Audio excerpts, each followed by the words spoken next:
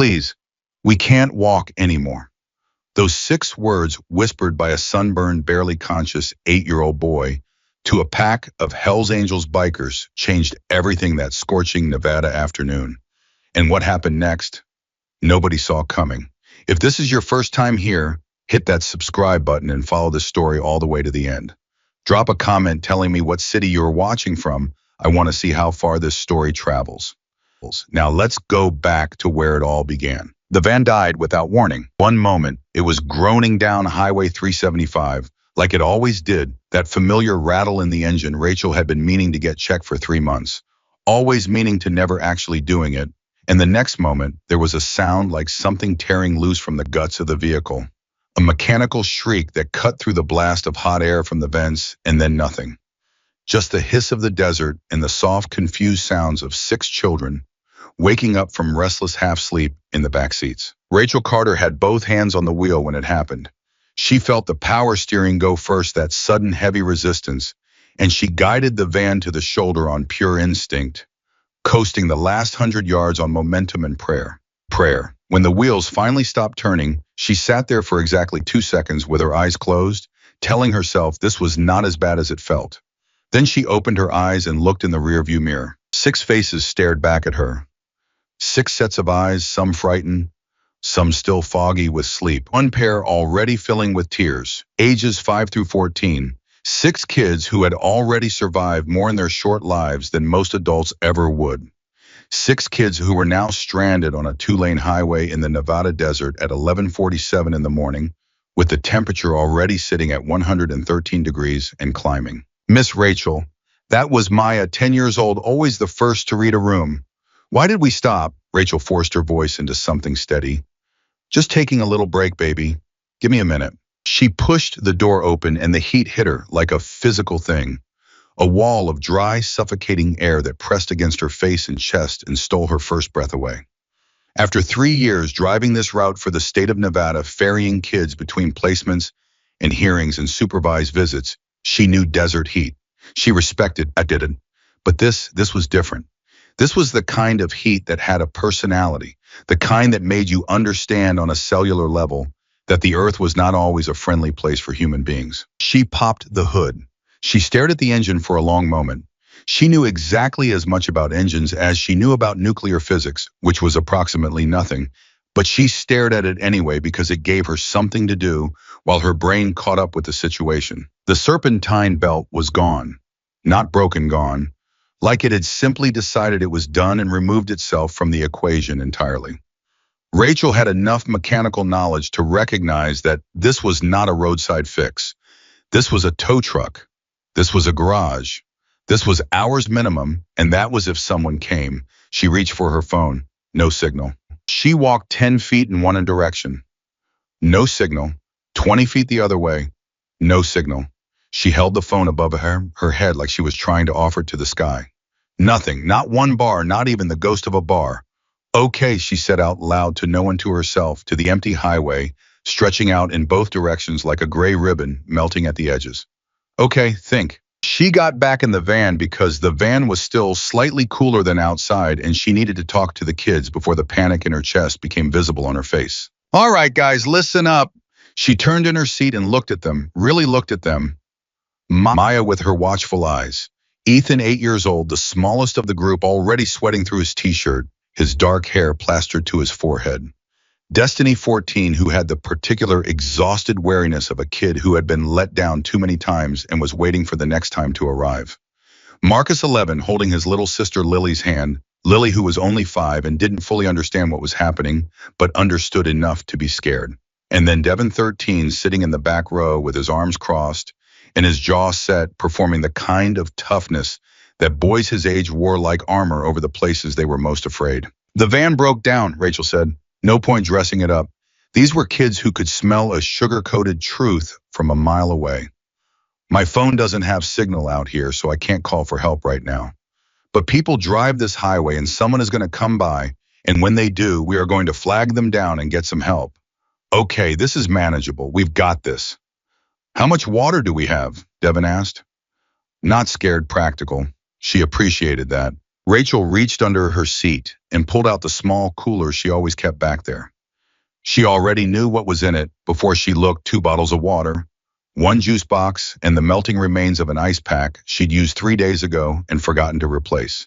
She counted heads: 6 kids, 2 bottles of water, a juice box.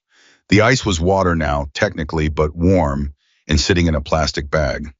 "We have enough," she said, because what else was she going to say? "That doesn't look like enough," Maya said quietly. "We're going to be smart about it. Small sips, and we're going to stay in the van where it's shadier, and we're not going to move around more than we have to, and we're going to wait for someone to stop. Vehicles come through here. This is a public road." Ethan raised his hand. He always raised his hand, even outside of school. It broke her heart every time.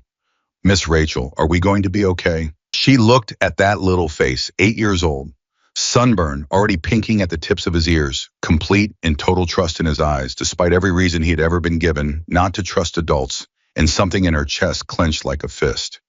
"Yes," she said, "we are absolutely going to be okay." She almost believed it. The first car came 40 minutes later. Rachel heard it before she saw it, the distant engine sound cutting through the desert stillness, and she was out of the van and in the road before her conscious mind had finished processing the sound. She stood in the center of the lane with both arms raised above her head, waving her whole body, one enormous signal for help. The car, silver sedan, slowed as it approached. She could see the driver through the windshield, a man in sunglasses, maybe 40. He looked at her. She looked at him.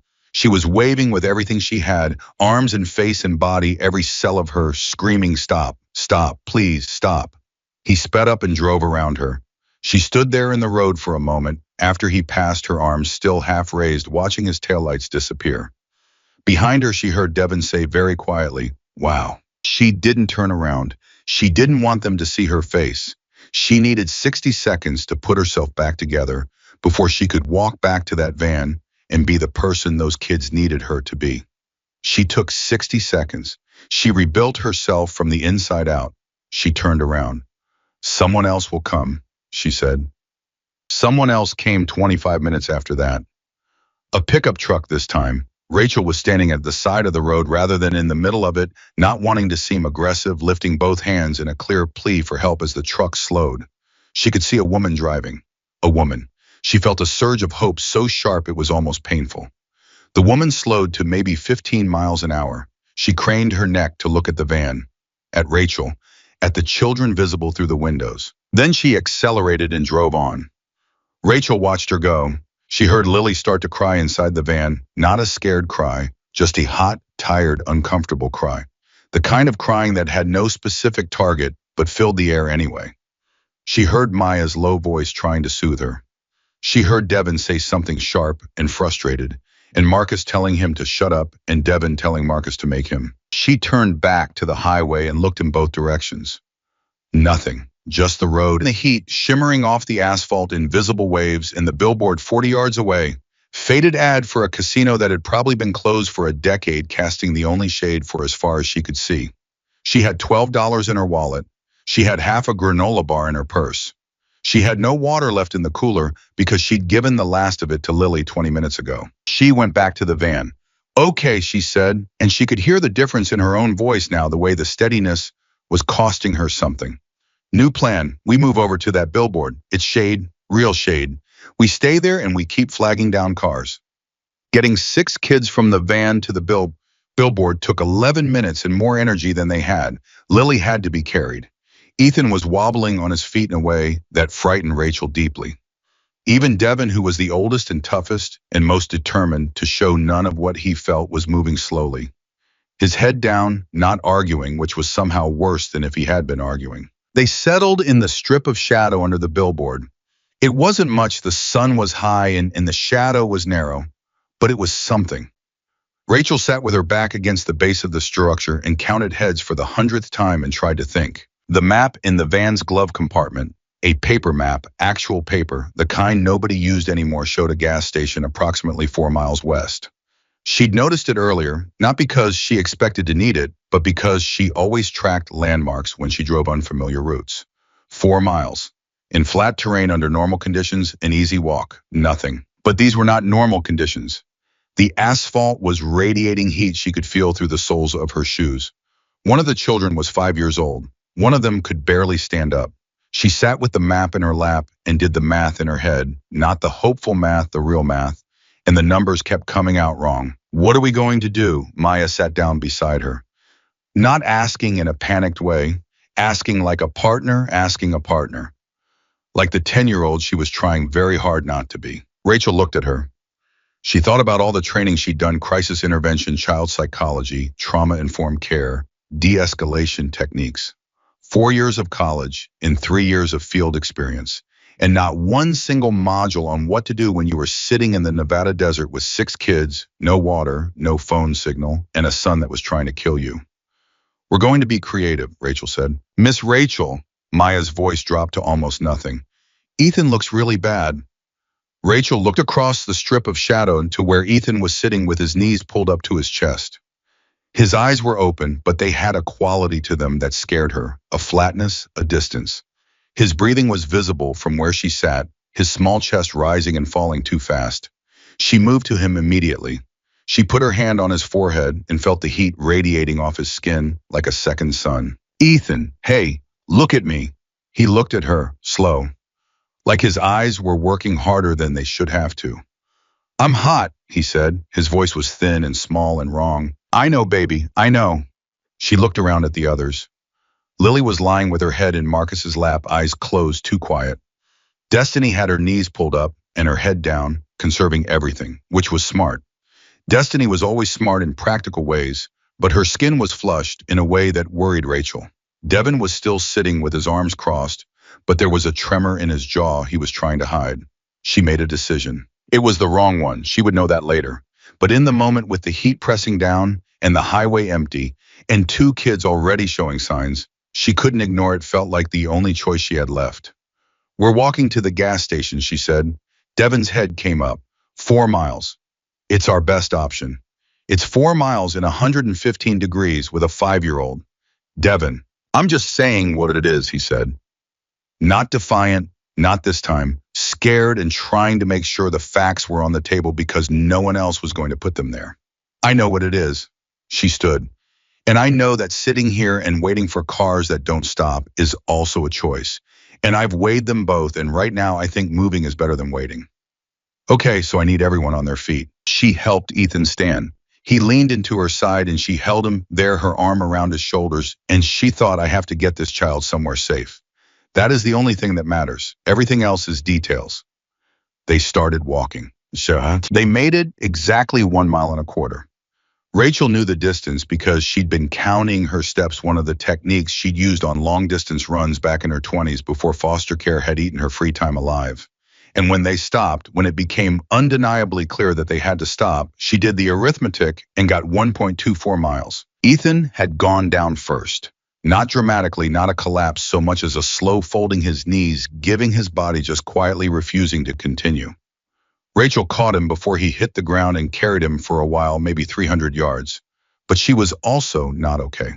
Her head was pounding with a specific grinding pain that she recognized as dehydration, and her vision had started to do something at the edges that she didn't examine too closely because there was no time to be incapacitated. Then Lily sat down in the road and said very calmly, I can't.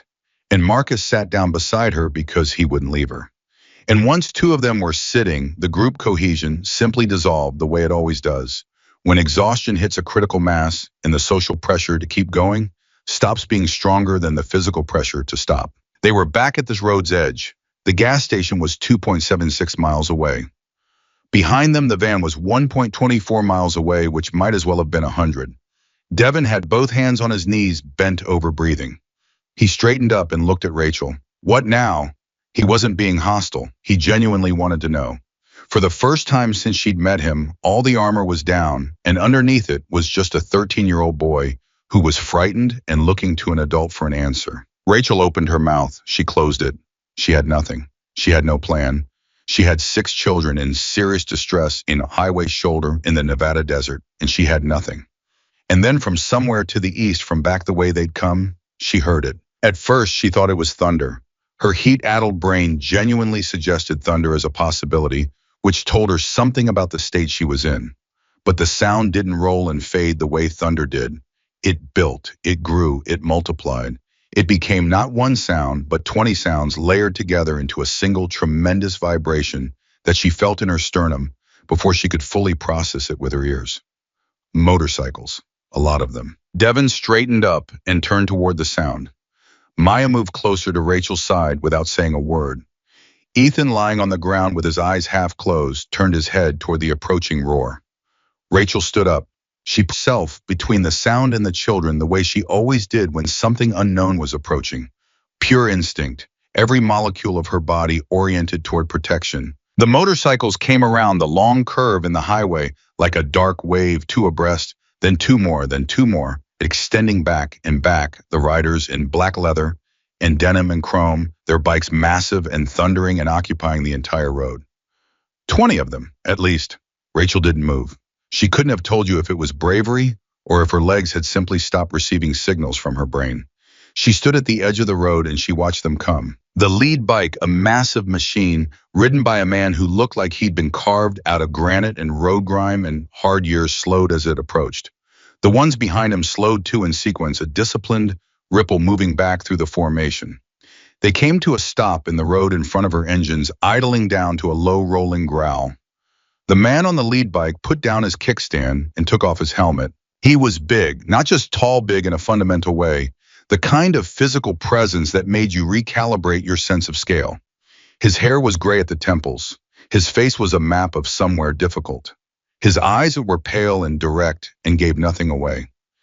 He looked at Rachel. He looked at the children behind her. He looked at the van far back down the road. "You need help," he said. His voice was flat and factual. Not unkind, not particularly warm, just a man asking a question. Rachel opened her mouth to answer some automatic, polite social reflex answer that her overtaxed brain was preparing to deliver, something like, "We're okay, thank you, someone is coming." And then Ethan behind her pushed himself up from the ground with both hands. He stood. He wobbled. He took 2 unsteady steps forward, past Rachel, past the line where she'd placed herself between him and the unknown. He looked up at the man on the motorcycle with those dark, exhausted, too old for 8 years old eyes. And he said it. Those 6 words, barely a whisper, but somehow cutting straight through the engine rumble and the desert wind and the pounding in Rachel's temples. "Please, we can't walk anymore." And then his knees gave out. The man on the lead bike was moving before Ethan hit the ground. He was off the motorcycle in a single motion, crossing the distance in 3 strides, catching the boy before he landed. He went to one knee on the hot asphalt with Ethan in his arms, and he looked up at Rachel, and she saw something move across his face that she would think about for a very long time afterward, something that cracked the stone-flat expression open for just a second before he locked it back down. "Water," he said, loud, not to her, to the men behind him. "Now, all of it." And that was the moment Rachel Carter understood that the most terrifying thing she'd seen all day was about to become the only thing standing between 6 children and a desert that had already decided it was done being patient. The man caught Ethan with both arms before the boy's knees hit the asphalt, and in that single motion, that one instinctive lunge forward from a man who looked like he'd never done anything gently in his life, everything shifted. Rachel didn't process it right away. Her brain was still running the fear protocol, still cataloging threat, still doing the math on 20 men in black leather and what that meant for 6 children in her care. But her eyes were watching something that didn't match the math. The man was on one knee on the hot road, and he was holding Ethan, the way you hold something you don't want to break, and he was looking down at the boy's face with an expression that had no business being on a face like his. "He's burning up," the man said. Not to Rachel, to himself almost, like the information landed somewhere personal. "Water." He said it again louder, and this time it cracked across the desert air like a command. "All of it, now, and somebody get a tarp up, anything, I need shade over these kids immediately." The formation behind him dissolved into motion so fast it startled her. These were not men who needed to be told twice. Bikes went to kickstands in a rolling sequence. Saddlebags came open. Someone was pulling a rolled canvas from the back of a bike, 2 rows back, and tossing it forward, hand to hand, without a word exchanged. 2 men had water bottles out before the canvas even landed. Rachel stood exactly where she was watching this happen, and she felt something dangerous occur inside her chest. a loosening, a cracking at the seams of the composure she'd been white-knuckling for the past 3 hours. She couldn't afford that yet. She pressed her fingernails into her palm and held herself together with the physical pain of it. Ma'am, one of the bikers, younger, maybe late 20s, a red beard, eyes that were surprisingly gentle, stepped in front of her with a water bottle held out in both hands. Drink something. You're going to be no good to them if you go down too. She took the bottle. She drank. The water was cold, genuinely cold, still ice-chilled from wherever it had come from, and it hit her system like a restart button. She hadn't realized how far gone she was until she felt herself coming back. Thank you, she said. Don't thank me yet, he said, but not unkindly. Let's get the kids sorted first. The man who'd caught Ethan still hadn't stood up. He was talking to the boy low, calm, the way you talk to someone you're trying to keep tethered to consciousness. Hey, what's your name? Ethan's eyes opened to half-mast. Ethan. Ethan, good, I'm Wyatt. Can you feel your hands? A pause, then Ethan made a small movement with his fingers. Yeah, good. That's real good. You did the right thing coming forward like that. That was brave. Wyatt looked up at one of his men. Tommy, I need the first aid bag, the good one, not the road kit. Tommy, a barrel-chested man with a silver braid down his back, had already turned toward his bike. He came back with a bag that was not the sad collection of Band-Aids and aspirin Rachel kept in her glove compartment. This was a serious kit, the kind that suggested someone in this group had actual medical training, or at least had spent enough time in situations where medical training was necessary that they'd invested accordingly. Wyatt looked at Rachel, direct. No warmth in it, but no hostility either. Just assessment. How long have they been out here? Almost 4 hours. Something tightened in his jaw. Last water. About an hour and a half ago. I gave the last of it to the youngest one. Which one? Rachel pointed to Lily, who was sitting with her head against Marcus's shoulder, eyes closed frighteningly still. Wyatt tracked the direction of her finger and made a decision in about 2 seconds. Danny, he said, the little one. Take her temperature check. Her pupils get fluids in her slow and steady. Don't rush it or she'll be sick. You know what you're doing. Danny, a man somewhere north of 50, with forearms the size of most people's calves and reading glasses hanging from a chain around his neck, moved toward Lily with a steadiness that was its own kind of reassurance. Rachel found her voice. Who are you people? Wyatt finally stood up, all 6 feet and change of him. Ethan carefully handed to a man beside him, who accepted the child with a practiced ease that said this was not the first person this man had helped up from the ground. Wyatt looked at Rachel. People who stopped, he said. I can see that, I mean. She gestured at the organized chaos happening around her, the precision of it, the way these men were functioning as a unit without visible communication, each one seeming to know exactly where to go and what to do. This is, you clearly have some kind of, have you done this before? Not this exactly. He looked back at his men for a moment, and something moved across his face, not quite pride, more like recognition. Then he looked back at her. What happened to the van? She explained quickly. The belt, the map, the 2 cars that had stopped to do the math and then driven on anyway. She watched him while she talked, and she could see him doing his own calculations, running numbers she wasn't privy to. Gas station, he said when she finished. 4 miles. I know, I tried to walk there. In this heat. With these kids. I didn't have another. I'm not criticizing you. His voice was flat and even. I'm establishing the situation. 4 miles is not an option. The van is done. Nobody's coming to help. We've been on this stretch for 2 hours and you're the first people we've seen stopped. He looked at her steadily, which means the situation is what it is. Rachel felt the implication of that settle over her. She'd known it, some part of her had known it since the second car drove past without stopping, but hearing it said out loud by someone who had no reason to sugarcoat it made it land differently. So what do we do? She asked. He was quiet for a moment, not the silence of a man who didn't know, the silence of a man who knew exactly what he was going to say and was deciding how to say it. My guys can get these kids to town, he said. 32 miles, 40 minutes at highway speed, and the nearest hospital is in Alamo. We can be there in under an hour. She stared at him. On motorcycles. On motorcycles. She looked behind him at the formation of men and bikes, and she tried to put that image together with the image of 6 children strapped to the backs of those machines, and the 2 pictures did not want to fit in the same frame. They're children, she said. I know what they are. The youngest one is 5. I know. He didn't look away from her. My guys will hold them. Every single one of them.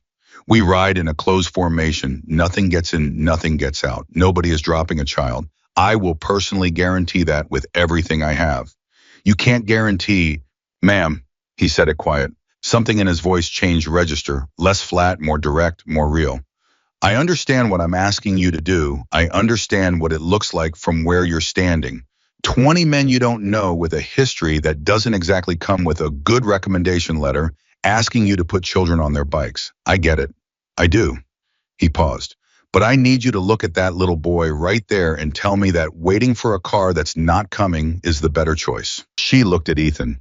Danny had him sitting up now with a hand at his back and a bottle of electrolyte drink. Where had that come from? Tilted carefully to his lips. His color was still wrong. His eyes were still too slow. She looked at Lily. Danny had gotten Lily onto her feet for a moment, checking her standing balance, and Rachel didn't like the way the child's legs were cooperating. Or not cooperating. She looked at Devin, who was watching Wyatt with the specific attention of someone trying to determine whether a threat was real or performed, running the same calculus Rachel was running, but with 13 years of survival instinct behind it instead of 36. Devin met her eyes. He gave her the smallest nod she'd ever seen. It was not a nod of enthusiasm. It was a nod of someone who had accepted a reality and was communicating that acceptance to the only adult in the situation. Rachel turned back to Wyatt. If anything happens to any of them, nothing is going to happen to any of them. I need to be with them. I need to be on a bike too with at least one of the younger ones. Already figured, he said. He turned and raised his voice. Red, you're with the lady and one of the little ones. Nobody rides alone. He looked back at Rachel. Red is the one who brought you the water. He's good people. Steadiest rider I got. What about you? I'm taking the boy who fell. He said it simply, like it wasn't a choice but a fact that had already been determined. He stays with me. Rachel absorbed this. A man she'd known for 8 minutes was telling her he was personally going to carry her most vulnerable child across 32 miles of Nevada highway, and her entire nervous system was telling her 4 different things simultaneously, none of them in agreement. She heard a sound behind her. She turned. Maya was standing a few feet away listening. She'd heard all of it. Of course she had. Maya heard everything, processed everything, cataloged everything. She was looking at Wyatt with those watchful eyes, doing her own assessment with the gravity of someone twice her age. Will it be scary? Maya asked him. Directly, no preamble. Wyatt looked at her with the same directness he'd given Rachel. Probably a little. The noise is loud and it moves fast. But nobody's going to let go of you. Not for 1 second. How do you know? Because I'll kill anyone who does, he said, and then appeared to realize what had come out of his mouth, and something happened in his expression that was almost a wince. What I mean is, I know what you mean, Maya said. She studied him for another second. Okay. She turned and went back to the others with the quiet authority of a child who had appointed herself a deputy and was now returning to her post. Wyatt watched her go. Rachel watched him watch her. How old is she? He said. 10. I was quiet for a moment. She's going to be all right, that one. She's already all right, Rachel said. She's been all right despite everything. She stopped. I need to call this in. As soon as we get signal, I need to call my supervisor. I need to call the state. These kids are wards of Nevada. There are protocols. I know about protocols, he said, and there was something in the way he said it tired a little, the way someone is tired of a thing they've had to deal with for a very long time. We'll get you signal in about 4 miles. You can make every call you need to make. But right now, I need you to let us help you. She looked at him for a long moment. She was a trained professional. She was a social worker. She had a framework for assessing risk, and this situation had risk written all over it in ways that her training was frantically trying to annotate. And then she looked at Ethan and Lily and the stripe of sunburn across Destiny's cheekbones, and the way Devin's hands were shaking slightly even though his jaw was set, and she let the framework go. Tell me what to do, she said. He didn't gloat. He didn't smile. He just turned toward his men and said, Mount up, we're moving. What happened in the next 15 minutes was something Rachel would spend a long time trying to find the right words for and never quite manage it. She would describe it eventually as a kind of organized tenderness, which was not a phrase she would have expected to attach to 20 Hells Angels on a Nevada highway, but which was the only phrase that fit. The men gathered around the children with a care that looked incongruous and felt completely real. They introduced themselves, not all of them, not formally, but the ones who were going to carry a child made a point of crouching down to eye level and saying their name and asking the child's name back and waiting for the answer with a patience that said they understood this mattered. Big road-worn men with calloused hands going careful and deliberate with small frightened people. Red sat on the hot asphalt in front of Lily and held out his hand and said, "Hi, I'm Red. Oh, that's kind of a weird name.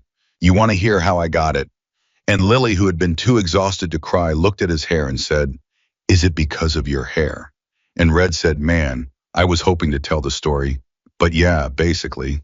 And Lily made a sound that was almost a laugh, and Rachel felt something crack open in her chest that she absolutely could not afford right now and had to manually push back down. Marcus refused initially to let anyone separate him from Lily. He stood between her and the biker assigned to her with his 11-year-old chest puffed out and his chin up and said, "She goes with me, or she doesn't go." The biker, a quiet man named Cole, looked at him and said, "You're right. She should have someone she knows. How about this? You ride with Red. She rides with Red, you put your arms around her from behind, and neither one of you goes anywhere." Marcus thought about this with tremendous seriousness and said, "You promise Red won't drop us?" Cole said, "Red hasn't dropped anything in 15 years. Marcus said, "What did he drop 15 years ago?" Cole said, "That's a long story." Marcus considered this. "Okay," he said. Destiny was the one who surprised Rachel. She'd expected Destiny 14 mistrustful armored to be the hardest. But Destiny walked up to the biker she'd been paired with, a quiet man named Sergeant, who was maybe 40, with a scar along his jaw, and the eyes of someone who'd seen a lot and decided to keep going anyway. And she looked at him and said, "I've ridden a motorcycle before." Sergeant raised an eyebrow. "Yeah, my uncle had one. I was 7. She paused. "I remember it was loud." "It's loud," he agreed. "Okay." She climbed on behind him with a dignity that made Rachel's throat tighten. Devin was last. He stood looking at the bike he'd been directed to, looking at the rider. A man, about 30, with a quiet demeanor, and the word prospect in smaller letters below his patch, meaning something in the hierarchy of this group that Rachel didn't know enough to decode. And Devin said, "I'm not scared." The rider said, "Okay. I just want you to know that. I heard you." Devin got on the bike. He put his hands on the rider's sides, not gripping, just resting, preserving the fiction of not needing to hold on. The rider reached back and took Devin's hands and moved them to his own torso firmly, without comment, and Devin let him. Wyatt had Ethan last. The boy was standing on his own feet now, marginally held there mostly by Tommy's hand at his shoulder. Wyatt came and crouched in front of him at eye level, this massive man folding himself down to the level of an 8-year-old, and he said, "You remember what I told you about being brave?" Ethan nodded. His eyes were clearer than they'd been an hour ago. The water and the electrolytes in the shade had pulled him back from wherever he'd been drifting toward. "You're going to ride up front with me," Wyatt said. "Right in front where I can keep my arms around you the whole way. You won't be able to fall because I won't let you. You understand? What if you need your hands for the bike? I've been riding for 30 years. These bikes could practically drive themselves." He paused. "Almost." Ethan looked at the motorcycle. He looked at Wyatt. He said, "Are you actually a Hell's Angel?" Wyatt said, "I am." Ethan processed this. "My teacher said Hell's Angels are dangerous." A silence stretched out for a beat. "Your teacher's not entirely wrong," Wyatt said carefully. "We can be." He held the boy's gaze. "But right now I'm just a guy who stopped." "Okay." Ethan looked at him for a long time with those exhausted, too-knowing eyes. Then he nodded. "Okay," he said. Wyatt lifted him onto the bike like he weighed nothing and settled himself in behind him, his arms coming around the boy on both sides, and Ethan reached up and put both hands on Wyatt's forearm, not scared, just anchoring, just holding on, and the image of it, this small boy held inside the arms of this enormous man who the world had decided was something to be feared, hit Rachel somewhere she hadn't expected to be hit. She got on behind Red with one arm holding the saddlebag and the other around nobody, because Lily and Marcus were between them. The children pressed together in the middle with Red in front and Rachel at the back, and the whole improbable arrangement somehow holding. Wyatt looked back across the formation. Every man was mounted. Every child was secured. He looked at Rachel. She gave him a single nod. He faced forward. He kicked the engine to life. And then 20 engines caught together in a sound that rolled across the desert like thunder. Finding its voice, and the convoy began to move slowly at first, forming its shape around the most precious cargo any of them had ever carried. And Rachel felt the wind begin, and pressed her face against the back of Red's jacket, and allowed herself just for a moment, just one moment, to stop holding everything up by herself. 32 miles ahead, a town was waiting. Rachel didn't know yet what she would find there, or what questions she would have to answer, or what the state of Nevada would make of the decisions she'd made in the past 4 hours. She didn't know what would be said about her judgment or her choices or the particular brand of desperation that had led her to say yes to 20 Hells Angels on a highway in the middle of nowhere. She knew only this: 6 children were alive and moving, and no longer burning in the sun, held in the arms of men the world had told them to fear, and the desert was falling away behind them at 70 miles an hour. And somewhere ahead there was signal and water and a phone call she needed to make, and she would handle all of that. But right now the wind was in her face, and Ethan was still alive, and the convoy was moving, and that was enough. That was everything. The first bar of signal hit Rachel's phone at mile marker 22, and she felt it vibrate in her pocket like a small detonation. Red felt her shift behind him and turned his head just enough to be heard over the wind. "You got something, 1 bar," she said. "Maybe. Hold tight. 2 more miles and you'll have 4. She held tight. She counted the miles in her heartbeat. At mile 24, her phone vibrated 3 times in rapid succession, texts coming through, delayed, stacking up, like they'd been queued behind a bomb. And at mile 25, she had enough signal to make a call, and she pressed her supervisor's number with a thumb that was not entirely steady. It rang twice. Then Sandra Ochoa's voice came through, and Rachel had worked for Sandra for 3 years and knew her as a woman who did not rattle easily. But what Rachel heard in those first 2 seconds was the specific sound of someone who had already been rattled and was working very hard to sound like they hadn't been. "Rachel, oh, thank God, where are you? We've been trying to reach you for 3 hours. I had 2 patrol units on Highway 375 looking for the van." "The van is still on 375, Rachel said. "We're not with it." A pause. "What do you mean you're not with it?" "I mean we're on motorcycles." Another pause longer. "I'm going to need you to say that again." "We're on motorcycles, Sandra. 20 of them. We'll be in Alamo in about 15 minutes. I need you to have someone meet us at the emergency entrance of the nearest medical facility, because at least 2 of the children need to be evaluated, and possibly 3, and I need you to not ask me any questions right now that I don't have answers to." The silence on Sandra's end was the silence of a woman running 17 mental calculations simultaneously, while also trying to decide how to feel about all of them. "Motorcycles," she said again, like the word was a foreign object she was turning over in her hands. "Hell's Angels specifically," Rachel said, because she might as well get it all out at once. "They stop for us on her highway. They have first aid equipment, and one of them clearly has medical training, and they've been, Sandra, they've been incredible. I know how that sounds. I know exactly how that sounds. But I need you to trust me right now.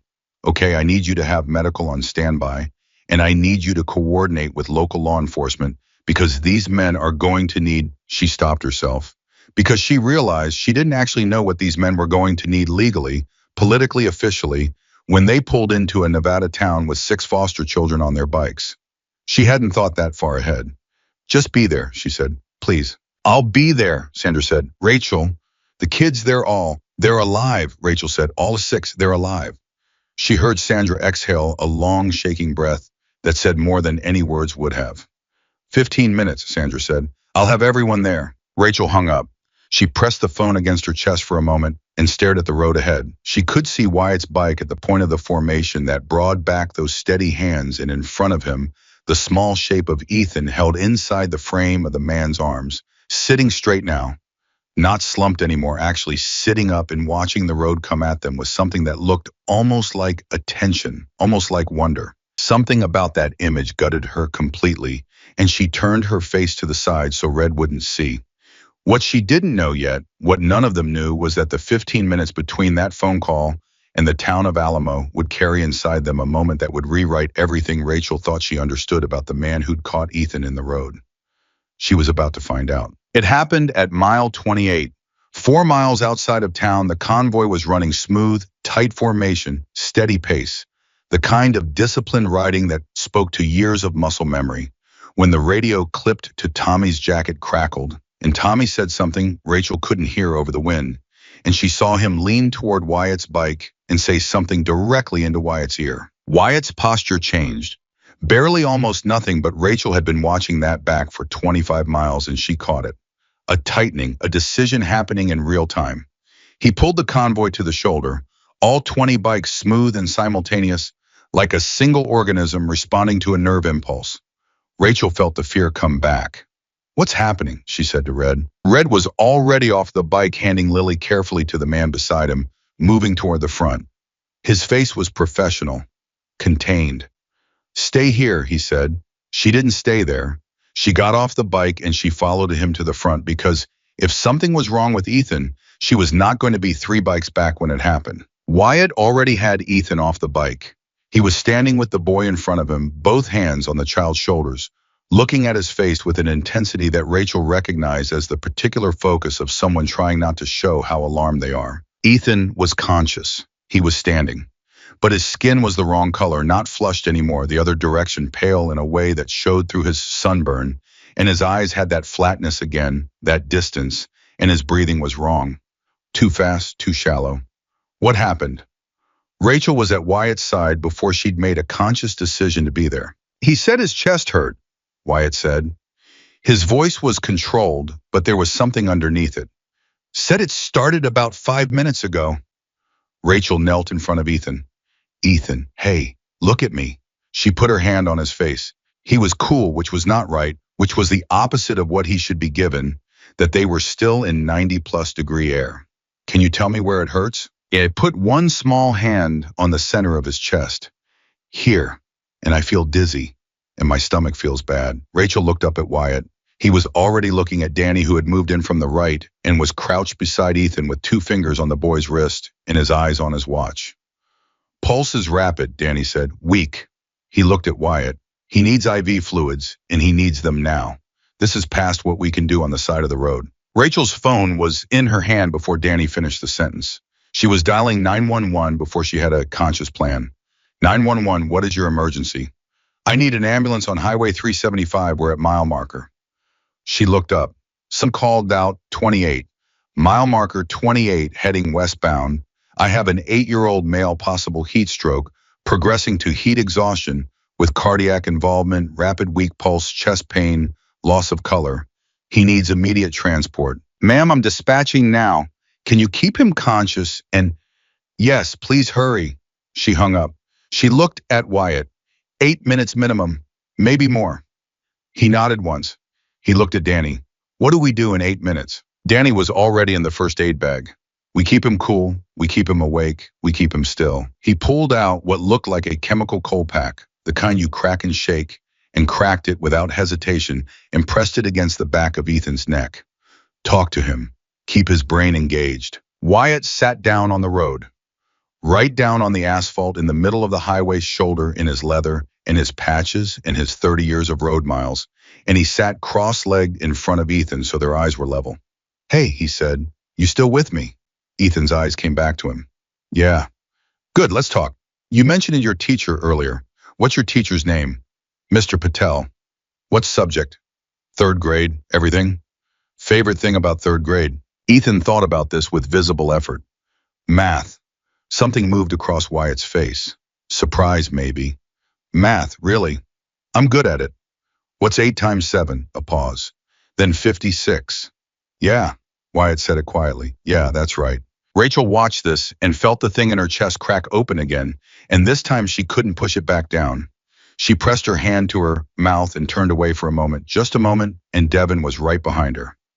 He'd come up without her noticing, moving through the stopped convoy, and he was standing there looking at Ethan with an expression he'd stopped trying to hide. "Is he going to be okay?" Devin asked. His voice was stripped of everything except the question. "Yes," Rachel said, and this time she meant it differently than she'd meant it 3 hours ago.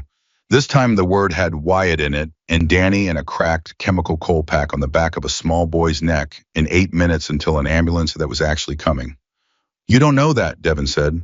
No, she admitted, but I believe it. Devin was quiet for a moment. Then he did something she didn't expect. He walked forward past her, past the bikes, and he sat down next to Wyatt on the road beside Ethan. He didn't say anything. He just sat down next to the boy close enough for their shoulders to almost touch, and he looked at Etat and said, 56 is right. I was going to say 54, but I was wrong. Ethan looked at him. You were testing me. Maybe. I knew it was 56. I know you did. Devin said it in a tone Rachel had never heard from him before. The tone of someone who was allowing himself to care about something out loud. You're annoying smart. Ethan made a sound that was the ghost of a laugh. The ambulance arrived in 6 minutes and 40 seconds.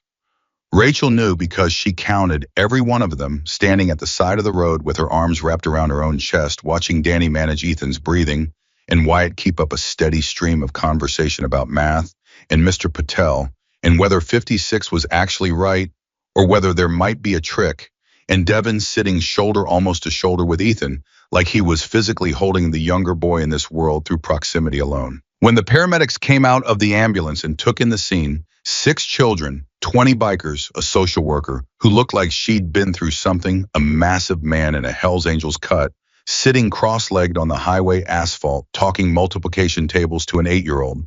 The lead paramedic stopped for exactly 1 second and did a very visible recalibration of everything he thought he was walking into. Then he moved to Ethan and got to work, and Rachel stepped back and let him. Wyatt stood. He moved out of the paramedic's way without being asked. Without comment, stepped back and folded himself back into the group of his men who had gathered in a loose perimeter at a respectful distance. Not hovering, just present. Rachel watched him go. She watched him rejoin his men, watched the way they moved slightly apart to let him in. Watched the way nobody said anything to him, but the group shifted and settled around him in a way that said things without words. One of the paramedics came to Rachel. Young man, maybe 25, efficient and focused. We're transporting the boy. You said there were others who needed evaluation. The 5-year-old, Rachel said, and I want the others checked. All of them. We can take 2 in the ambulance. Is there more transportation coming? My supervisor is meeting us in Alamo with vehicles. If you can take the youngest 2, and I follow with the convoy. The paramedic nodded. He was already moving. Rachel turned to find Wyatt at her shoulder. She hadn't heard him come back. We'll follow the ambulance in, he said. Keep the formation around the kids that are staying with the convoy. You ride with the little ones if you need to. I need to stay with all of them, she said. He looked at her for a moment. Then you stay with the convoy. We'll get you all there. She looked at him, really looked at him the way she hadn't fully allowed herself to do in the chaos and the fear and the logistics of the past hour. Up close in something other than the emergency of the first meeting, she could see things she'd missed. The gray in his hair was more than at the temples, it ran through the whole of it earned. The lines in his face were not just hardness. Some of them were grief or something in the neighborhood of grief, the kind that took years to carve. He wore his cut the way some men wear a military uniform, with the weight of what it represented fully acknowledged. How did you know what to do? She asked. With the kids, with Ethan, the cold pack, the fluids, the way Danny went straight to the pulse. That wasn't random. He was quiet for a beat. We do a lot of runs, he said. Charity runs. Some toy runs for kids at Christmas. Hospital visits. He paused. We did 3 summers working with search and rescue in this county. Found 14 people in the desert in 4 years. 2 kids. She stared at him. You're a search and rescue volunteer. He held her gaze. We are a lot of things, he said. The world usually only sees one of them. Before Rachel could respond to that, before she could find the words for what that sentence did to everything, she'd assumed a voice came from behind them. Small, familiar. Maya.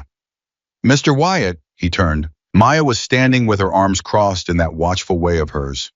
Her eyes moving between Rachel and Wyatt with the focus of a child who has learned that the conversations adults have when they think kids aren't listening are the only ones that matter. Is Ethan going to the hospital? She asked. He is, Wyatt said, by himself. The paramedics will be with him. That's not the same as someone he knows. She said it without accusation. Just fact, the kind of fact that lands harder than accusations do because there's no defense against it. Wyatt looked at Rachel. Rachel looked at the ambulance. She looked at the convoy. She did the math in her head. 5 remaining kids, 20 bikers, 15 miles to Alamo. Sandra meeting them there with vehicles, Ethan being loaded into the ambulance right now with a paramedic on each side. Maya, Rachel said, do you want to ride in the ambulance with Ethan right next to him the whole way? Maya unfolded her arms. Yes. Then you're going in the ambulance. She looked at the paramedic who gave her a nod. She looked at Wyatt. He gave her a nod. She looked at Maya. You hold his hand and you tell him you're there, okay? Don't let go. Maya walked toward the ambulance with the bearing of someone who has been given a job that matters and fully intends to do it. She climbed in. She found Ethan's hand. She held it. The ambulance doors closed. The remaining 15 miles happened faster than Rachel expected. The convoy reformed around the 4 remaining children. Devin and Destiny and Marcus and Lily redistributed and resettled with a quiet efficiency that had stopped surprising Rachel and started simply impressing her, and they rode into Alamo behind the ambulance's flashing lights. The whole formation moving at a measured, deliberate pace that said this convoy was not in a hurry to impress anyone, only to deliver what it was carrying safely. Sandra Ochoa was in the hospital parking lot when they pulled in. Rachel saw her from 30 out, a trim woman in her 50s with silver-streaked hair and the expression of someone who had driven 90 miles in 50 minutes, which was the expression of someone who had driven 90 miles in 50 minutes and was still processing every turn. She was standing next to a county vehicle with 2 caseworkers Rachel recognized, and she was watching the convoy pull in with an expression that moved through several distinct phases in about 4 seconds. The bikes parked. The children were helped down. Devin got off under his own power and immediately walked to the nearest concrete barrier and sat on it and put his hands between his knees and stared at the ground processing. Marcus got off still holding Lily, who had fallen asleep somehow in the last 5 miles, her cheek against his shoulder, her fist wrapped in his shirt. Destiny stepped off with a contained dignity, straightened her clothes, and looked around like she was deciding whether this situation met her standards. Then she looked at Sergeant, the man she'd ridden with, and she said, thank you. Just those 2 words, but with everything behind them, that a 14-year-old girl who didn't thank people easily could fit into 2 words. Sergeant looked at her and said, anytime. He said it like he meant it for real, not like a figure of speech. Sandra reached at Rachel in the middle of all of this. She took both of Rachel's hands in hers and looked at her face the way you look at someone you were afraid you might not see again. And she said, you look terrible. I feel worse than I look, Rachel said. Ethan is inside. They've got him on fluids. The doctor says he's going to be fine. Sandra squeezed her hands. They're all going to be fine. Rachel felt her knees want to go. She locked them. Good, she said, good. Sandra looked past Rachel at the formation of men who were doing something Rachel hadn't noticed until that moment. They were getting ready to leave. No fanfare, no gathering of attention, no waiting for acknowledgement. Bikes were being started one by one in that rolling sequence. Men were pulling on helmets. The whole machinery of departure was happening with the same quiet efficiency as everything else they'd done. Wait, Rachel turned around. Wait. She walked toward Wyatt, who was the last to reach for his helmet. He paused. She stopped in front of him, and she realized she had no speech prepared. She'd been running so hard all day on adrenaline and fear and the absolute necessity of holding herself together for 6 children that she'd never gotten to the part where she thought about what she would say when it was over. So she said what was true.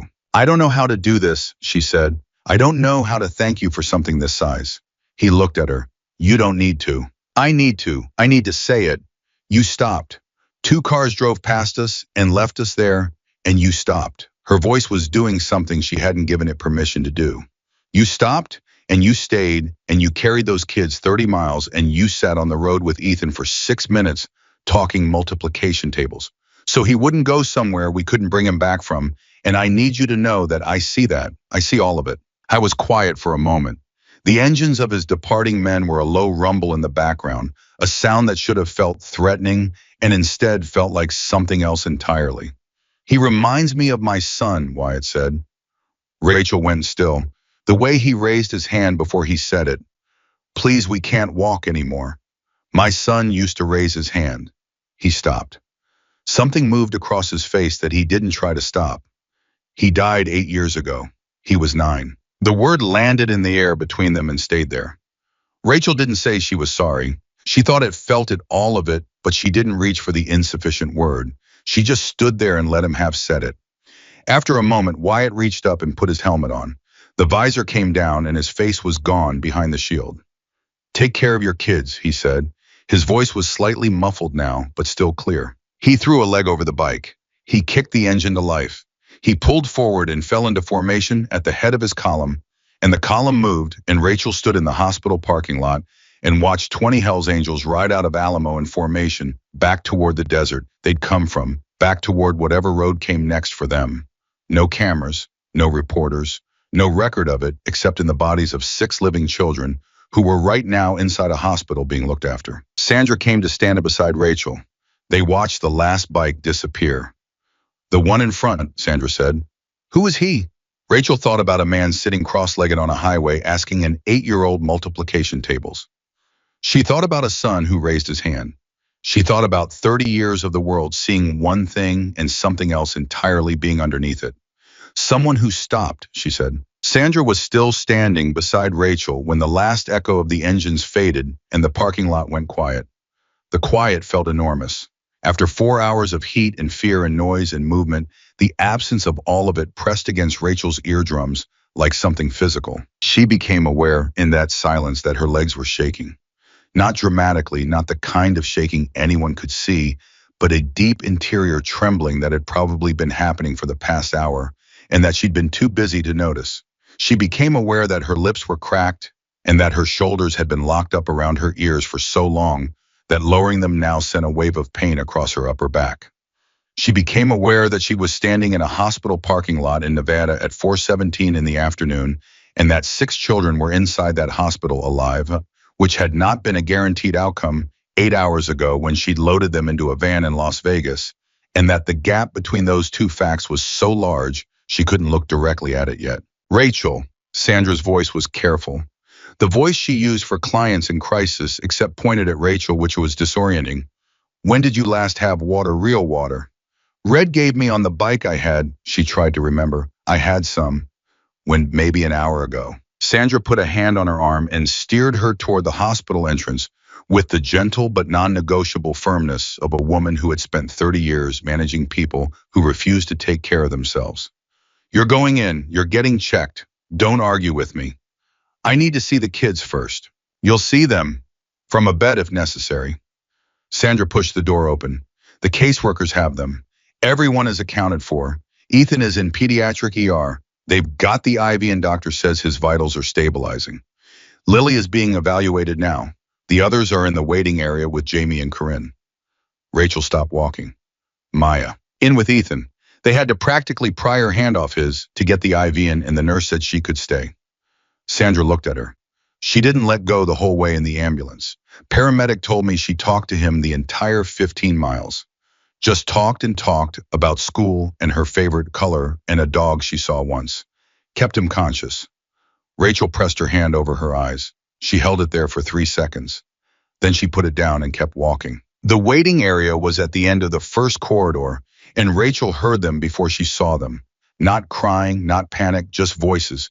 The ordinary voices of children existing in a space, and the specific quality of that ordinariness hit her harder than fear would have. Devin's voice low and a little impatient. Marcus asking something, a nurse answering. Lily, she heard Lily saying something that made the nurse laugh. Lily was making a nurse laugh. That was the world they were in now on the other side of the highway. Lily was inside and cool and coherent enough to be funny. Rachel walked in, and Devin looked up from the chair he'd taken in the corner. The corner, always the position with the most visibility and the most wall at his back, and he looked at her the way he'd been looking at her since mile 28, with that stripped-down expression he hadn't fully managed to put the armor back over yet. He looked at her, and then he looked away, which was Devin's version of, "I'm glad you're here." "You look bad," he said. "You're the second person to say that to me in 10 minutes. We've been here 15 minutes, and they gave us cups of water with those little ice chips in them," Marcus said.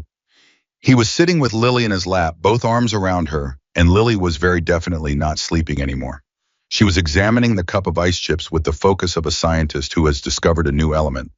Lily wants more, but they said, "Wait. Those are for your stomach," Rachel said. She pulled a chair close and sat down close enough to touch all of them if she needed. "So it doesn't get upset. You'll get more in a little while." Lily looked up at her. Her color was better. Her eyes were tracking the way they should. Miss Rachel, she said very seriously, I rode a motorcycle.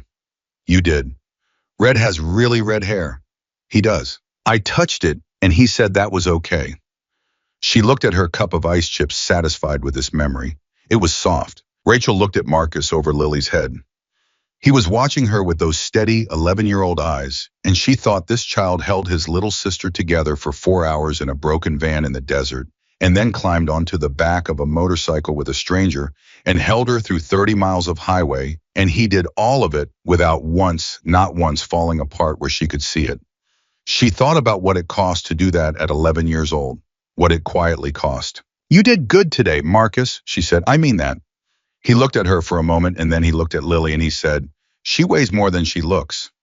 Rachel understood that this was the closest Marcus was going to get to accepting the compliment right now, and she accepted it. Destiny was sitting 2 chairs down with her arms folded and her legs crossed and her phone in her hand. Someone had given her a charger, or she'd found an outlet because the phone was lit. She was doing the thing she did when she was processing something emotional, which was to pretend to be doing something else entirely while her brain worked through it in the background. Rachel had learned this about Destiny over 6 months of working with her. She left her to it. It was Devin who broke the quiet. He said without looking up from his shoes, is someone going to get in trouble? Rachel looked at him. For what? For today. For the van breaking down. For all of it. He paused. For you saying yes to the bikers. She held his gaze when he finally looked up. I don't know yet, she said, because she wouldn't lie to him. Probably there will be questions, reports, reviews. That's how it works. Could you lose your job? The question was flat, practical. The way Devin asked everything that mattered, stripped of sentiment, because sentiment was a luxury he'd learned not to bank on. I don't know, she said again. He looked at her for a long moment. You made the right call. I know. I just wanted to say that, in case it helps. He looked back at his shoes. It was the right call. Rachel had to press her fingernails into her palm again. The old trick. It was getting less effective. Thank you, Devin. The door at the end of the corridor opened, and a doctor came through. Mid-40s, tired eyes, the particular tiredness of someone who sees the worst days of other people's lives on a daily basis and has developed a precise, compassionate efficiency around it. She looked at Rachel. You're the caseworker, Rachel Carter. I am. Dr. Amara Singh, I've been with your Ethan. She sat in the chair across from Rachel and folded her hands in a way that said she was about to say something real. He's stable. His core temperature was elevated when he came in, but it's coming down the IV. Fluids are doing the work they need to do. His heart rhythm has normalized. He is going to be fine. Rachel said, okay, just that. It was close, Dr. Singh said. I want you to understand that. Another 30 minutes in that heat at the state he was in, when the paramedics got to him, it would have been a different conversation, she paused. The cold pack on the back of his neck, whoever did that bought him significant time. One of the bikers, Rachel said. Danny, he seemed to know what he was doing. Dr. Singh nodded. He knew exactly what he was doing. The cold pack, the positioning, keeping him talking, those were the right calls in the right order, done quickly. She tilted her head slightly. Do you know if Danny has a medical background? I don't know anything about him, Rachel said. I don't even know his last name. Dr. Singh absorbed this. Well, tell him if you see him again that he saved that boy's life. Rachel nodded. She was not going to be able to hold herself together much longer. She could feel it in the way her breath was trying to go uneven. Can I see him, Ethan? Let us get the second bag of fluids going and then yes, 15 minutes. Dr. Singh stood. She looked around at the other children, the unconscious assessment of a doctor who cannot turn it off. The others. Lily is being evaluated. The others need checking, but they seem better. Being inside helped. Get them all seen before you leave tonight. She looked at Rachel. That includes you. She left. The door swung shut behind her. The room was quiet again. Devin was still looking at his shoes. Marcus was still holding Lily, who had fallen asleep again, with a half-eaten ice chip in her hand. Destiny had stopped pretending to look at her phone and was looking at the closed door with an expression Rachel hadn't seen on her before open. Almost young, the way 14 looks when it stops performing. Miss Rachel, Destiny said. Yeah, that man, the big one, the one who was in front. She paused, choosing words. Did you know he lost his kid? Rachel looked at her. You heard that? I was close. Destiny met her eyes. In the parking lot. You and him. She was quiet for a moment. He rode out here 30 miles with Ethan. Because Ethan reminded him of his son. Yes. Destiny looked down at her phone, not at the screen, just down. She stopped. Started again. I didn't think people did things like that. Not for kids like us. The way she said it, kids like us landed in the room like something dropped. Not self-pitying, just true. A factual inventory of what Destiny understood about the world and where children in the foster system fit inside it, assembled from 14 years of first-hand evidence. Rachel leaned forward. People do things like that, she said. Today proved it. Destiny looked. Something was moving behind her eyes, not tears. Destiny didn't cry easily. Something harder than tears. Something like recalibration, like a 14-year-old girl quietly revising a fundamental assumption about what strangers were capable of. Yeah, she said finally. I guess today proved it. The next 20 minutes moved in layers. A nurse came and took Devin and Destiny and Marcus for individual evaluations. Mild to moderate dehydration for all three, manageable nothing that fluids and observation couldn't address. Lily's eval came back with the same conclusion, plus a note about monitoring for heat rash and keeping her hydrated for the next 48 hours. All four released into the waiting area with juice boxes and saltine crackers, and the specific cheerfulness of pediatric nurses who understand that the emotional landing is as important as the medical one. Devin ate 6 crackers without comment. Marcus shared his juice with Lily without being asked. Destiny read the label on her juice box like it contained information she needed for an exam. And then Sandra came through the corridor door with a look on her face that Rachel recognized as the prelude to a conversation she had not been looking forward to. Rachel, Sandra sat down beside her and lowered her voice. State oversight called. Rachel felt her stomach drop. Already, news travels. Someone at the hospital made a call routine notification foster kids involved in a medical incident protocol. It went up the chain faster than I expected. Sandra's voice was steady, but her hands were doing the thing they did when she was managing her own anxiety, moving slightly against each other in her lap. Regional director is aware. They want a full incident report by 9 a.m. tomorrow. They want to speak with you directly. About the van. About everything. The van that wrote the decision to walk the PM. Sandra paused. The motorcycles. Rachel waited. Rachel. Sandra looked at her carefully. I need to know exactly what happened, all of it, because I am going to back you completely, but I need to know what I'm backing. So Rachel told her, all of it in order, from the moment the belt gave out to the moment she watched the last bike disappear from the parking lot. She didn't edit, she didn't soften, she put every decision on the table in the order she'd made it, and she explained the logic behind each one and where the logic had failed and what she'd done when it failed.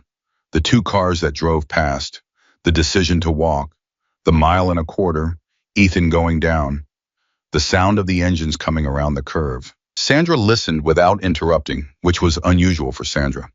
When Rachel finished, Sandra was quiet for a moment.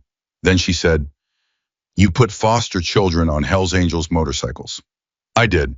Without prior authorization, without contacting the state, I had no signal. I had 2 kids heading toward heat stroke. I had 0 alternatives that didn't end with a body bag. Rachel kept her voice level. If I had it to do again, I would do it again. Every time. Sandra looked at her. A long look, the kind that takes inventory of everything it sees. I know you would, she said. That's what I'm going to tell them.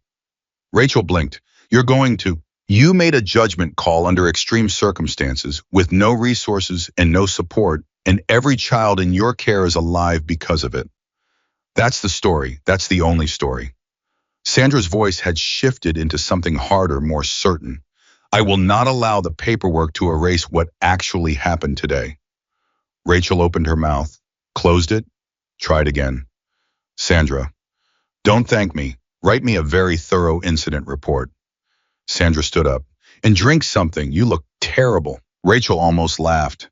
The almost laugh became something else in her chest, something that was right at the border of tears and laughter and exhaustion, and the particular relief of being told by someone with authority that you are not alone in what you did. She held it together. She was getting very good at holding it together today. She thought she might fall apart completely sometime around next Tuesday in private, and that would be okay. She was still sitting with that thought when the door at the end of the corridor opened again. A nurse looked in. "Mr. Carter, he's asking for you." Rachel stood up. She looked at the others, Devin, who gave her that small nod again. Marcus, who was busy explaining something to Lily, using saltine crackers as props. Destiny, who met her eyes and then looked away in a way that was nothing like dismissal. She followed the nurse down the corridor. The room was small and cool and smelled like antiseptic and something else underneath it, something human. Ethan was in the bed with the IV in his arm and the color coming back to his face. Real color. The color of a living 8-year-old boy who had been to the edge of something and come back from it. He looked smaller in the bed than he had on the highway.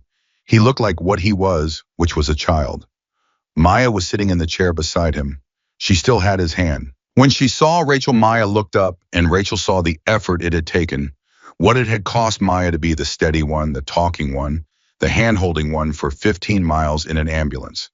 The effort was visible now that it didn't have to be hidden anymore.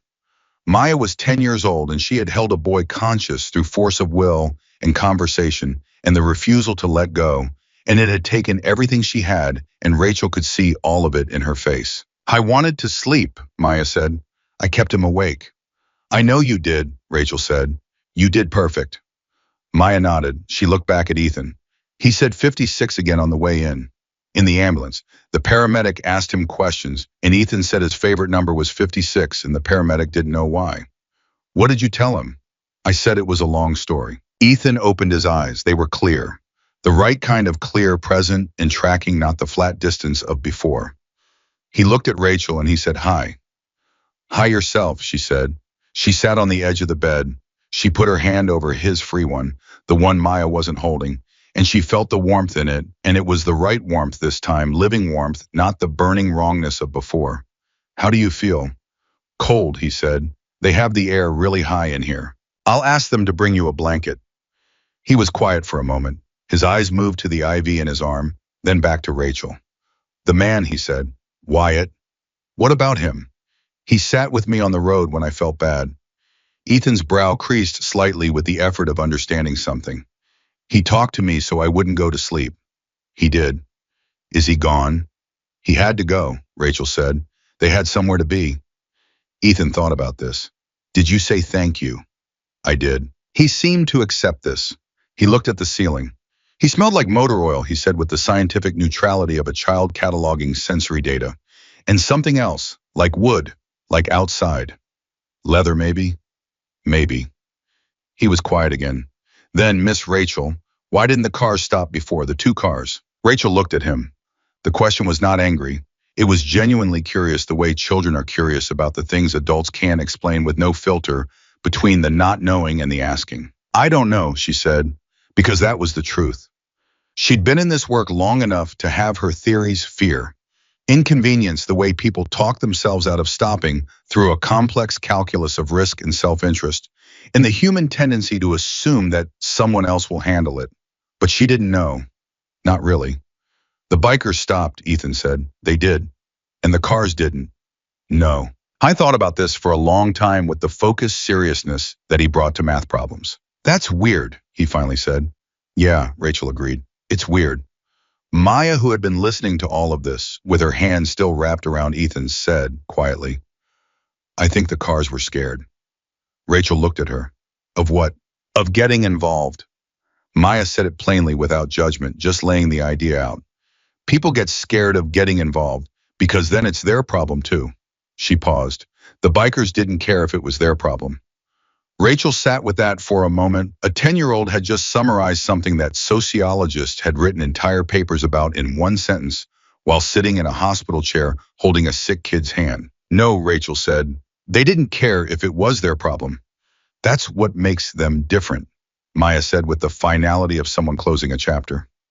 The door opened. Sandra leaned in. Her expression had changed, something new in it, something Rachel couldn't immediately read. "Rachel, there is someone at the front desk asking for you." "Who?" Sandra's expression did the thing again. "He says his name is Danny." Rachel stood up so fast the chair scraped back. She looked at Sandra. "The biker Danny, he came back." "Not just him." Sandra held the door open wider. There are 7 of them in the lobby. Rachel walked out of the room and down the corridor and through the doors to the lobby and stopped. 7 of the bikers were there. Not Wyatt. She scanned immediately and didn't find him. But Danny was there, and Red and Sergeant and Cole and Tommy with his silver braid, and 2 others whose names she hadn't caught. They were standing in the hospital lobby in their leather and their patches, looking precisely as out of place as they should have looked, and somehow not out of place at all, because the thing they were carrying that made them out of place was already gone, replaced by something else. Danny stepped forward. He was holding a paper bag, the kind pharmacies put prescriptions in. He held it out to Rachel. Electrolyte supplements, he said, the kind for kids, and a thing of sunscreen SPF 100, the good kind, waterproof, for the drive back. He paused. And my number, in case there are questions about what I did medically, in case the hospital needs to know what was administered on the road. Rachel took the bag. She looked at it. She looked at him. You came back, she said. We were halfway to Tonopah when Tommy said we should have left contact information, in case of liability. Danny said it practically like a man covering a practical concern, but his eyes were doing something his voice wasn't. And Red wanted to know if the kids were okay. Red behind him raised a hand in a half wave that was aggressively casual. Totally fine if they're asleep or whatever, just if you could let us know. Generally. Rachel looked at these 7 men. She thought about what it had taken to turn a convoy around. She thought about the conversation that had probably happened between Tonopah in this parking lot, which she would never be privy to, the way one of them had said something, and the others had responded, and the decision had formed without ceremony. She thought about the fact that they were standing in a hospital lobby in their cuts in a town that had its own complicated history with men who looked like them, and they were standing there anyway. Ethan is stable, she said. His vitals normalized. The doctor says he's going to be fine. She watched the information move through them, one face to the next. Lily is fine. Devin, Marcus, Destiny, Maya, all fine. All going to be okay. Something happened in the group, an exhale collective, the kind that only happens when a breath has been held for a long time without anyone fully acknowledging they were holding it. Red looked at the floor.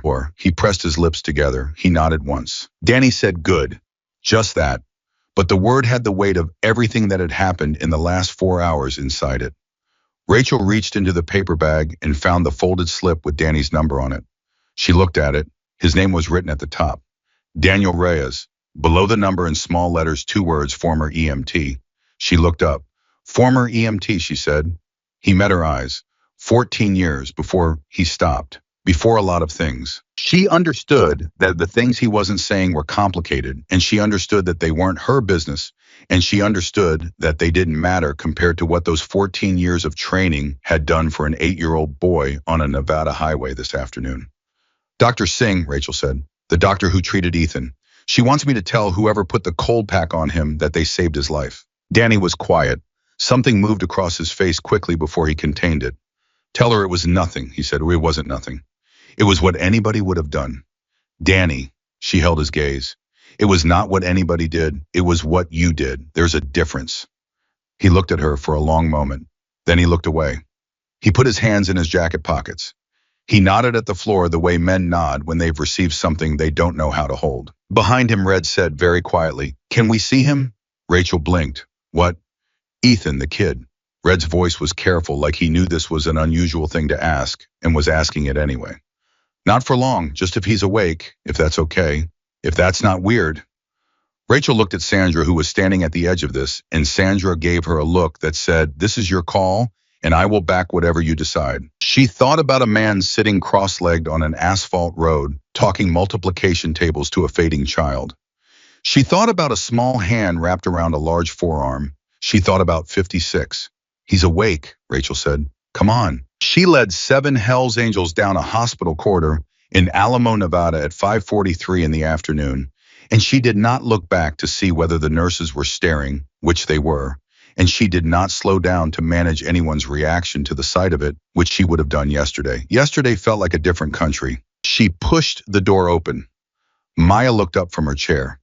Ethan looked up from the pillow. His eyes went to the men in the doorway, and he looked at them for a moment at Red and Danny, and Sergeant and Cole and Tommy, and the others filling the frame of the door.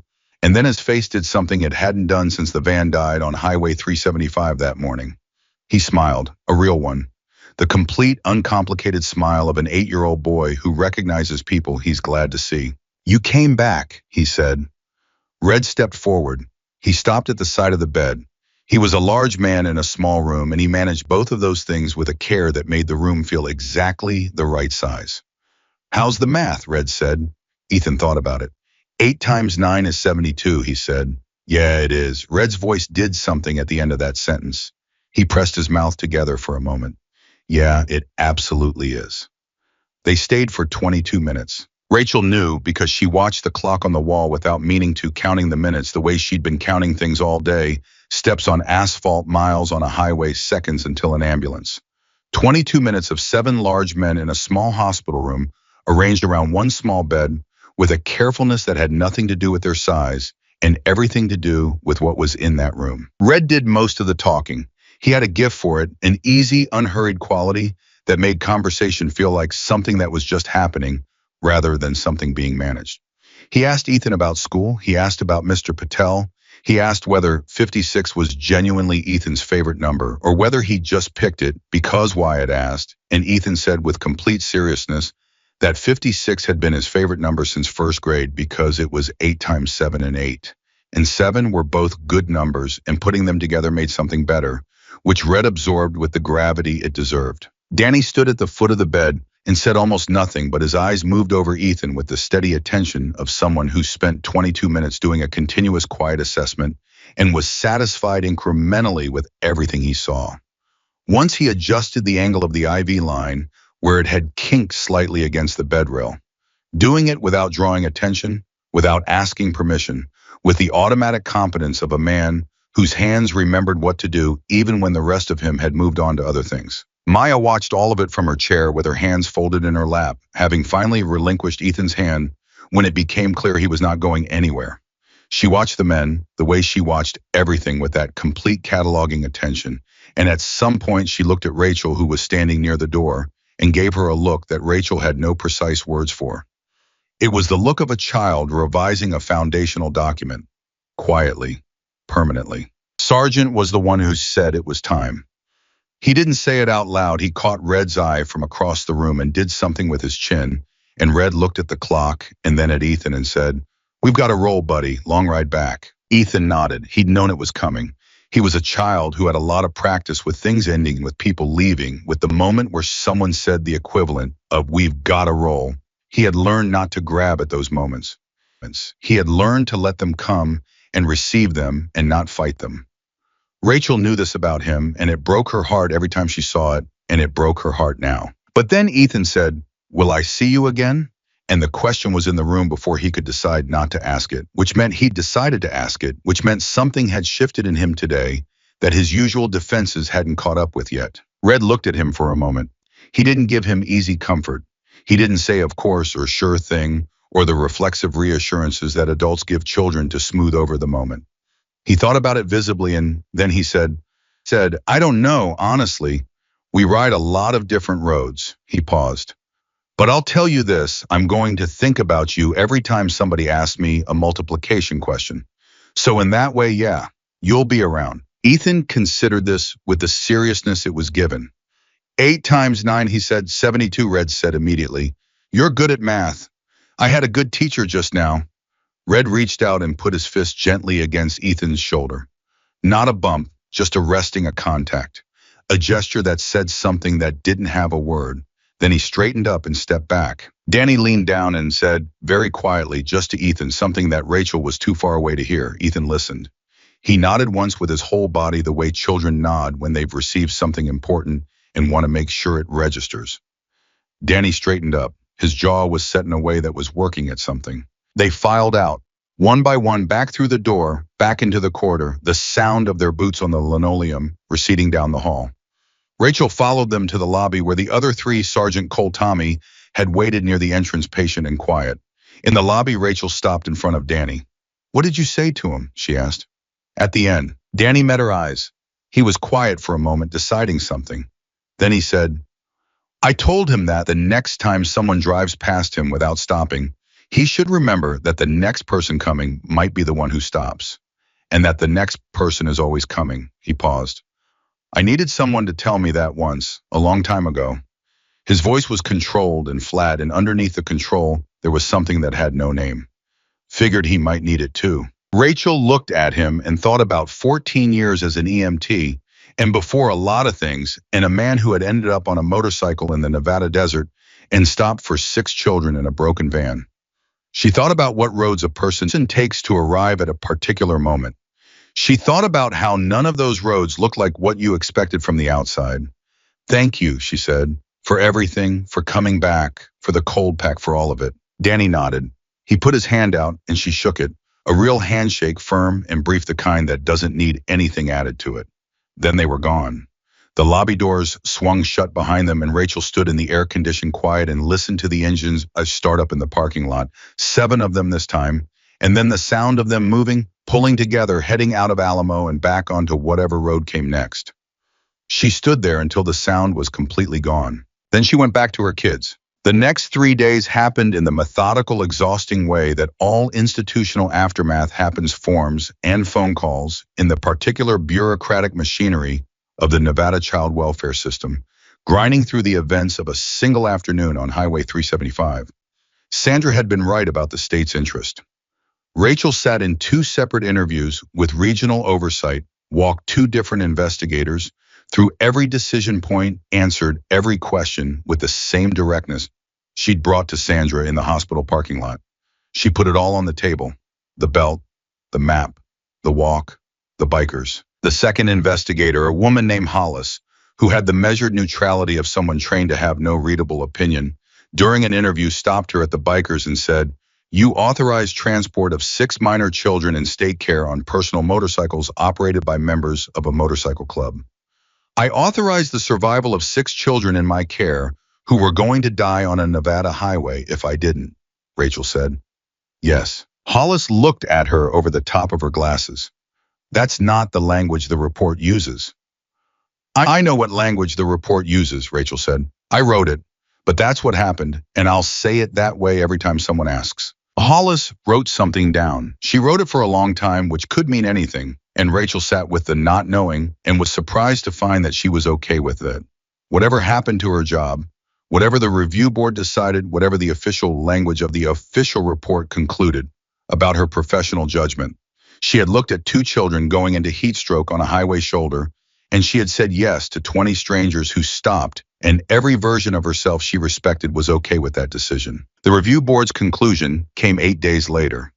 No formal disciplinary action, a notation in her file about the incident, a mandatory review of van maintenance protocols for the district, which was frankly overdue and should have happened before a serpentine belt ate itself on a desert highway with 6 children aboard. Sandra delivered the news in her office with the same contained satisfaction of someone who had argued for an outcome and gotten it.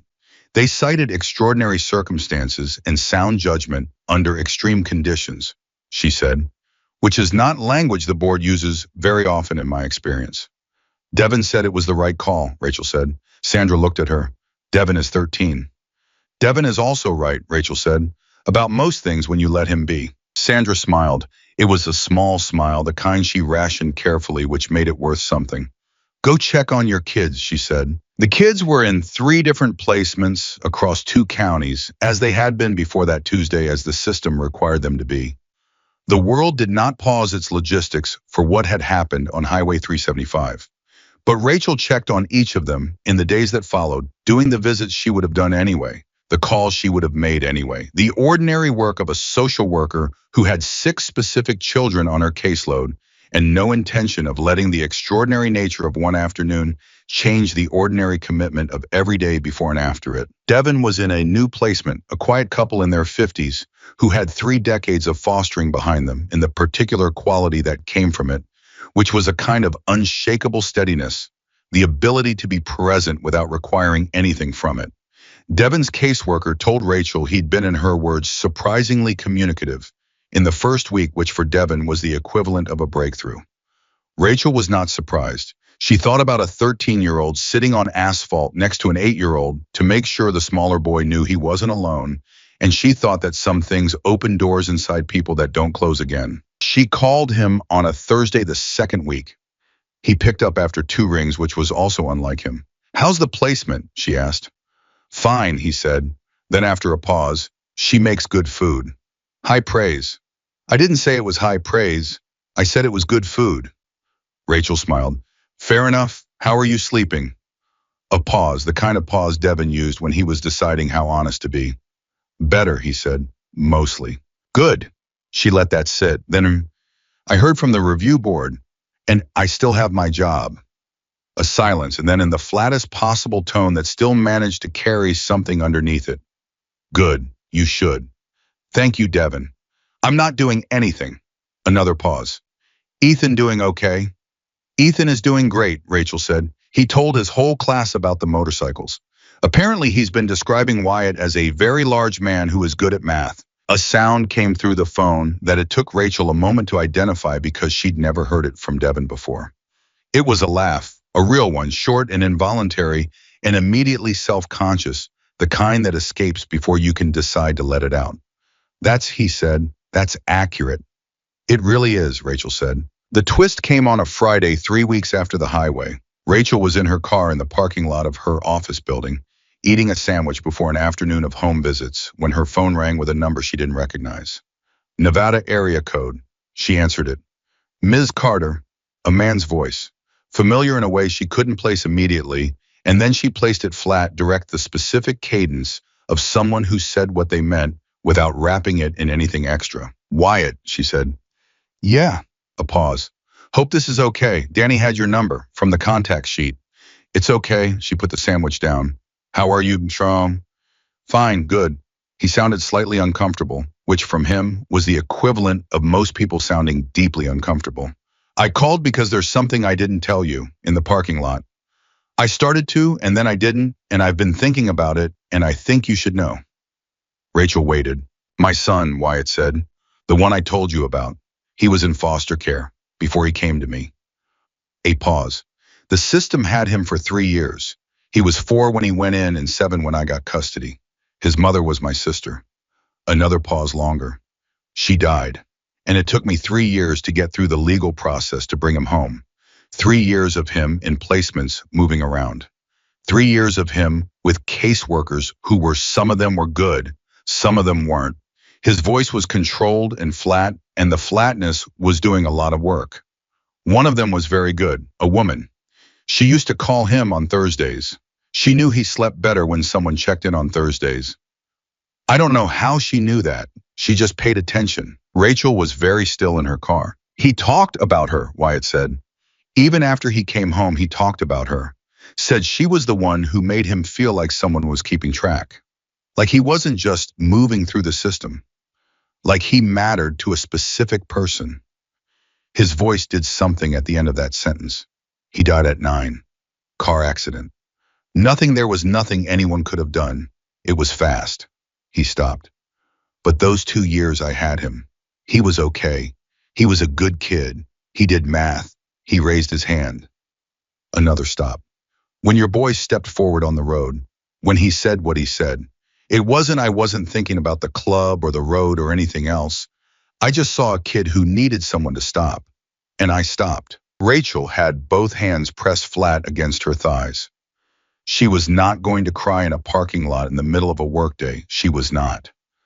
Wyatt, I'm not telling you this so you'll feel sorry for me, he said quickly. I'm telling you because I think you should know that what you do the Thursday calls the paying attention, the keeping track. I saw it in your kids. In the way they looked at you, in the way they trusted you when they had every reason not to trust anyone. That doesn't happen by accident. He paused. You're the caseworker my nephew had, the good kind. I wanted you to know I know the difference. The silence that followed was one of the most complete silences Rachel had ever sat inside. It had weight and dimension, and every bit of it was earned. His name, she said finally. Her voice was not entirely even. Your nephew, what was his name? Lucas, Wyatt said. He went by Luke. Rachel nodded, though he couldn't see it. She nodded the way you nod when a piece of information has settled somewhere permanent inside you, when you know you'll carry a name without ever having met the person it belonged to. Thank you for telling me, she said. Yeah, a pause. Take care of your kids, Ms. Carter. I will, she said. I do. The line went quiet. Rachel sat in her car in the parking lot with the phone in her lap and the uneaten sandwich beside her, and the afternoon sun coming through the windshield, and she let herself have the moment. All of it.